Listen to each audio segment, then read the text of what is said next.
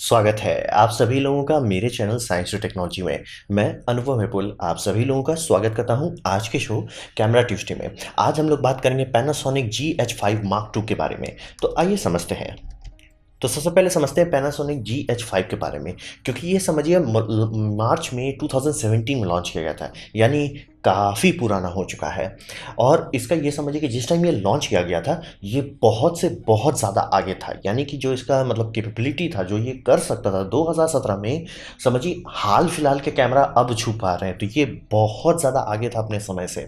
और video features के मामले में लोग इससे सिनेमा कैमरा बना रहे हैं, मतलब जिनको लो बजट में सिनेमा बनाना है या मतलब शॉर्ट मूवीज़ बनानी थी, वो लोग एक्चुअली इसको खरीद के बनाने लगे थे। इससे सारा चीज़ ये बहुत आगे था। और इसका एक टेक्नोलॉजी जो मतलब ये अभी भी काफ़ी मतलब कहते हैं ना, मतलब अप टू द मार्क है, वो है इसका आई बस इसका काफ़ी अच्छा था। पैनासोनिक बहुत अच्छा आई बस सिस्टम बनाता था, और उसका ये था कि आई बस सिस्टम बहुत पहले से ये लोग ऐसा बना रहे थे कि वो लेंस आई बस के साथ भी काम करेगा। लेंस का इमेज स्टेबलाइजेशन जो है और आई बस अगर दोनों एक साथ काम करते बहुत बटर हो जाता है आउटपुट। तो ये पैनासोनिक बहुत पहले जानता था और बहुत मेहनत करता था। और 2017 के हिसाब से इसमें 30 मिनट का रिकॉर्डिंग लिमिट नहीं था। ये बहुत बड़ा बात है, क्योंकि 30 मिनट का रिकॉर्डिंग लिमिट उस टाइम ना देने का मतलब होता था कि कंपनी को ज़्यादा टैक्स देना पड़ता था, क्योंकि यूरोपियन यूनियन का लॉ था कि अगर आप 30 मिनट से नीचे हैं तो आप वीडियो कैमरा नहीं है, तो टैक्स ब्रैकेट कम होता है। आप जैसे ही 30 मिनट का ऊपर रिकॉर्डिंग करने लगे टैक्स ब्रैकेट बढ़ जाएगा। वो लॉ अब हट चुका है। अब कंपनी अगर आपको 30 मिनट का लिमिट दे रही है तो वो बेवकूफ़ी कर रही है, या तो मतलब सीधे लूटना चाह रही है आपको, और कुछ नहीं है। मतलब पहले लॉ था, उस टाइम भी ये लोग मतलब ज़्यादा दाम देके, और मतलब इसी कारण इसका दाम भी थोड़ा ज़्यादा था, क्योंकि ये उसी दाम पे उतारा गया था जिस दाम पे सोनी A7 Mark III उतारा गया था। तो मैं सस्ता फ़ोन नहीं था, फ़ोन बोल रहा हूँ मैं, सस्ता कैमरा नहीं था, लेकिन काफ़ी आगे था टेक्नोलॉजी के बारे में। लेकिन एक चीज़ था जिस कारण से पैनासोनिक एकदम हर जगह नहीं छाया, उसका ऑटो फोकस बहुत नहीं था। सिनेमाटोग्राफर के लिए बहुत अच्छा है, क्योंकि वो लोग हमेशा जनरली ड्राइव बाय वायर नहीं करते हैं, वो जनरली मैनुअल लेंस का इस्तेमाल करते हैं, इसमें मैनुअल फोकस पुलर का इस्तेमाल किया जाता है। तो ये सब ठीक है, सिनेमा के लिए ठीक है, लेकिन फोटो में आप कभी कभी मिस कर सकते हो, आप वीडियो में तो भरोसा ही नहीं कर सकते इस पर। तो ऐसे माल में ऐसा हो रहा था कि ठीक है कैमरा बम बम है, लेकिन आपको बहुत हाई स्किल लेवल पे होना पड़ेगा, तब जाके इसको अच्छे से यूज़ कर पाएंगे, जो स्टार्टर्स नहीं करेंगे। और रहा बात जिनका स्किल उतना ज़्यादा था, वो सब सिर्फ पैसे के चलते रुके हुए थे। तो कुछ लोग होते थे कि रेंट पे सिनेमा कैमरा ही ले लेते थे, या थोड़ा पैसा बचा के कोई बेटर ले लेते थे। तो GH5 काफ़ी बड़ा रहा, काफ़ी सक्सेसफुल रहा, लेकिन कभी वो मार्केट डोमिनेंस नहीं आ पाया, क्योंकि ऑटो फोकस इसका एक हमेशा वीक पॉइंट। मतलब आप उस टाइम का 2017 का सारा वीडियो देखिए, सब में यही है, best camera auto focus weak, best camera auto focus weak, best camera auto focus weak, इसके सिवा और कुछ बोलता ही नहीं था कोई। तो GH5 Mark II जब उतारा गया है, तो ये समझिए एकदम डिक्टो उन्होंने वही चैसी उठाया जो पहले वाला बनाया था। Mark II जो है सिर्फ मतलब कहिए रेड एक्सेंट थोड़ा सा दिया गया है, और ज़्यादा कुछ चेंज नहीं किया। लेकिन इन्होंने दो चीज़ में मेन चेंजेस किए, जो CPU है वो बदल दिया, क्योंकि इनका CPU जो था लिमिट कर रहा था। और इसके बाद GH5 के बाद जितने सारे वेरियंट आए वो ज़्यादा एडवांस CPU इस्तेमाल करने लगे, और CPU इंप्रूव कर देने से बहुत सारा चीज़ और इंप्रूव हो जाता है। तो CPU इन्होंने चेंज किया, LCD को थोड़ा छोटा कर दिया, लेकिन ब्राइट कर दिया। तो अगर आप ब्रॉड डे लाइट में बात करेंगे तो ये ज़्यादा बेटर है, आसानी से इस्तेमाल होता है। और चूंकि प्रोसेसर अब बम बम हो चुका है, तो 4K 50 और 60 FPS ये दे सकता है 10 बिट के साथ, 420 के साथ, जो कि काफ़ी बढ़िया है। और अब बात करते हैं इसमें इन्होंने बैटरी को भी बदल दिया है, लेकिन चूंकि पैनासोनिक GH5 मतलब जो लोग भी खरीदते थे, बैटरी अच्छा है, लेकिन उतना अच्छा नहीं था कि मतलब एक दो बैटरी से काम चला, तो काफ़ी लोग के पास 6-7 बैटरी हो जाता था। तो उसके लिए इन्होंने बैकवर्ड्स कंपैटिबल बना के रखा हुआ है, यानी कि आपके पास अगर पुराना GH5 है और आप Mark II लेना चाहते हैं, वो पुरानी बैटरी बेकार नहीं होंगी, लेकिन नए बैटरी को आप पुराने चार्जर में नहीं चार्ज कर पाएंगे। तो ये समझिए बैकवर्ड्स कंपैटिबल है, यानी ये कैमरा पुराना बैटरी चला लेगा, नया बैटरी चला लेगा, लेकिन बस आपको चार्जिंग के लिए थोड़ा मेहनत करना पड़ेगा। और USB-C पावर डिलीवरी पे भी काफ़ी डेवलपमेंट हो चुका है। ऐसा नहीं कि 2017 में नहीं था, बात ये था कि उस टाइम समझिए ये बस आ रहा था टेक्नोलॉजी, अब ये रिफाइन हो चुका है, तो इसमें पावर डिलीवरी दे दिया गया है। तो आप आराम से ये कैमरा को मोबाइल मतलब सिर्फ एक ढंग का USB-C पावर बैंक से चला सकते हैं। और लाइव स्ट्रीमिंग चूँकि अब इतना इंपॉर्टेंट हो चुका है, तो ये सब कैमरा में मतलब लाइव स्ट्रीमिंग करने का है। USB का इस्तेमाल करके आप 4K 30 FPS कर सकते हैं। HDMI क्लीन HDMI आउटपुट तो पैनासोनिक बहुत पहले से दे रहा है, तो वो भी आप कर सकते हैं, या सीधे सीधे इसे वाईफाई से जोड़ के आप एक मतलब यूट्यूब में डायरेक्ट स्ट्रीम कर सकते हैं।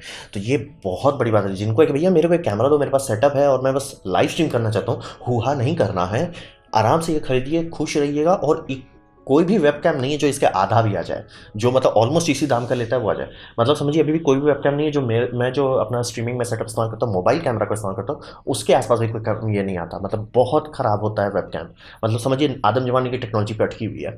तो ये काफ़ी लोग इस्तेमाल करते हैं, जैसे हमारे पांडे जी, उनको तो सीधे सोनी A6000 इस्तेमाल करते हैं, 6000 या 5000 इस्तेमाल करते हैं, मतलब प्रॉपर मिररलेस। बहुत लोग यही करते हैं, प्रॉपर मिररलेस इस्तेमाल। तो ये आप कर सकते हैं, और इसमें डायरेक्ट भी दे दिया है, तो बहुत मतलब समझिए क्वालिटी ऑफ लाइफ इंप्रूवमेंट ज़्यादा है, ना कि कुछ बम बम कर दिया, ऐसा नहीं है। मतलब सेम ये सेंसर भी सेम है, लेकिन उसमें रिफ्लेक्टिव लेयर को हटा के उसमें एब्जॉर्प्टिव लेयर गया है, तो उससे लेंस रिफ्लेक्शन कम हो जाता है। क्योंकि समझिए सेंसर में जो लाइट पड़ रहा है वो सेंसर से भी रिफ्लेक्ट करता है, अगर वो रिफ्लेक्शन कम कर दे तो वो जो फ्लेयरिंग होती है वो कम हो जाए, थोड़ा कंट्रोल हो जाता है।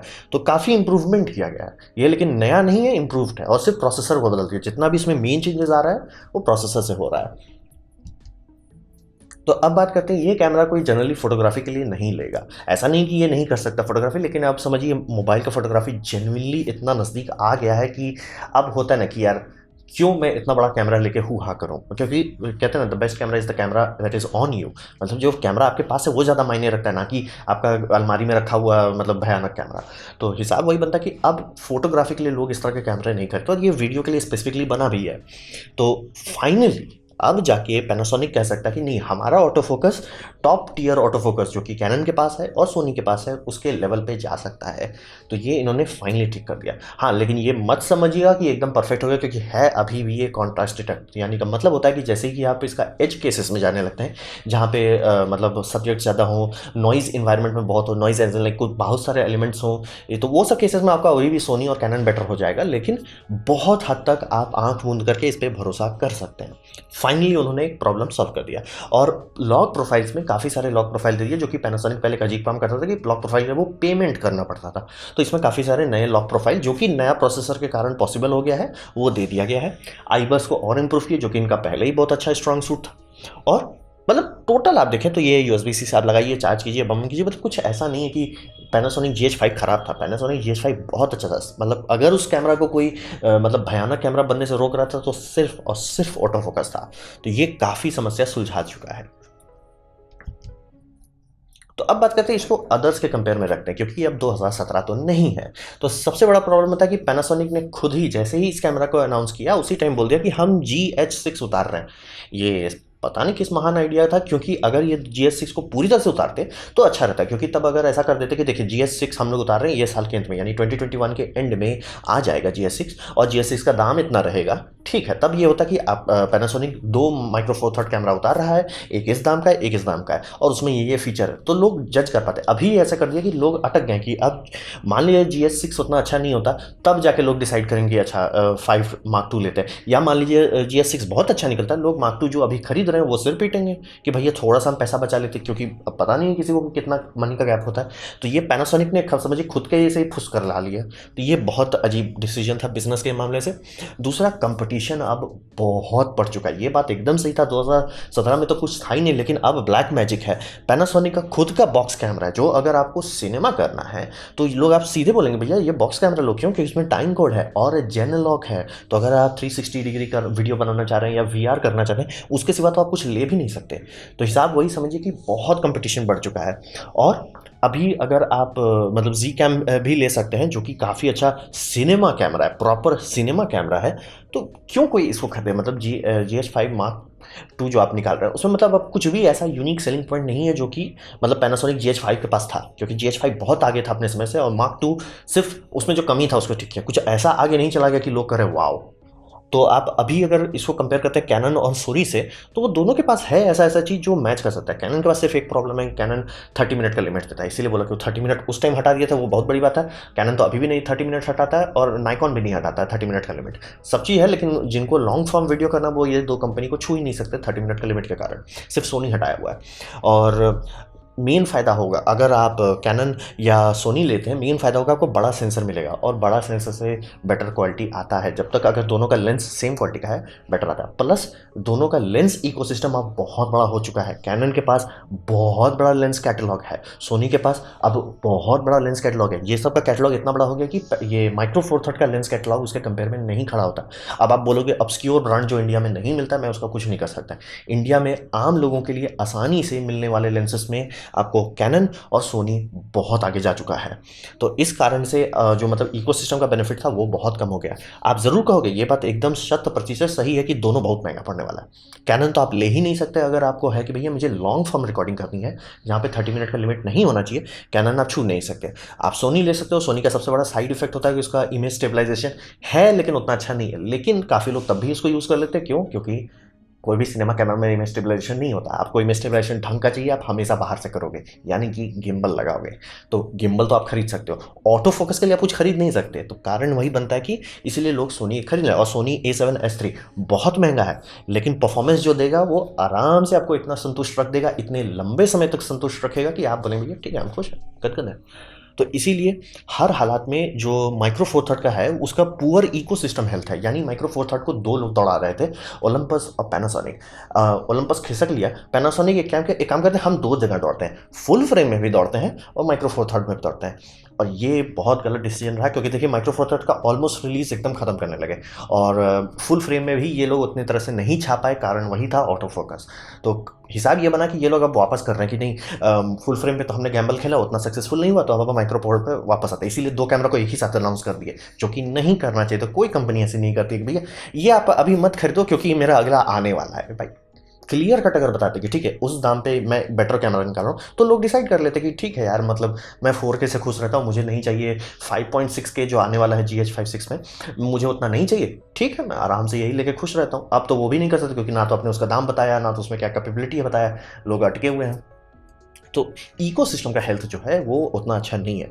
तो लॉन्ग टर्म के लिए, यानी मान लीजिए जैसे आपने इसमें इन्वेस्टमेंट किया और देखते देखते आपके पास बहुत चीज़ जमा हो जाए, जिसमें लेंसेस होंगे, बैटरीज होंगे, बहुत सारा चीज़ होगा, उस माहौल में आपको आराम से दूसरे सारे कैमरा कंपनी ज़्यादा बेटर सूट करेंगे। ज़रूर महंगा होगा, मतलब कैपिटल कॉस्ट थोड़ा महंगा हो जाएगा, लेकिन लॉन्ग टर्म में आपको सस्ता पड़ने वाला है। तो इसीलिए अभी ये ऐसा नहीं है, जो मतलब GH5 आया था तो यही था कि अगर आप मैनुअल फोकस कर सकते हैं उसको खरीदिए और कोई कैमरा नहीं है।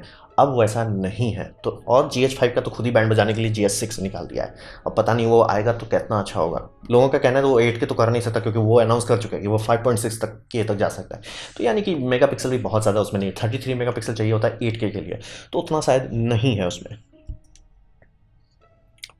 तो ये था मेरा presentation Panasonic GH5 Mark II के बारे में। उम्मीद करता हूँ आपको अच्छा लगा हो, कुछ सीखने मिला, कुछ समझ में आया। अगर ऐसा है लाइक कर दे, दोस्तों शेयर कर दे, उससे मेरा काफ़ी भला होगा। नहीं अच्छा लगा, नहीं पसंद आया, कोई बात नहीं, आप डिसलाइक कर सकते हैं। मैं कहूँगा डिसलाइक 2 बार दबाएं, उससे मिलता चलेगा कितना ना पसंद हुआ है। मैं आपसे कहूँगा कि कमेंट लिखे, मैं हर कमेंट को पढ़ने की कोशिश करता हूँ। आपसे कहूँगा सब्सक्राइब कीजिए, बेल दबाइए अगर आप फ्री हैं तो। आपने मेरा वीडियो देखा, जान कर मुझे बहुत खुशी हुई। धन्यवाद।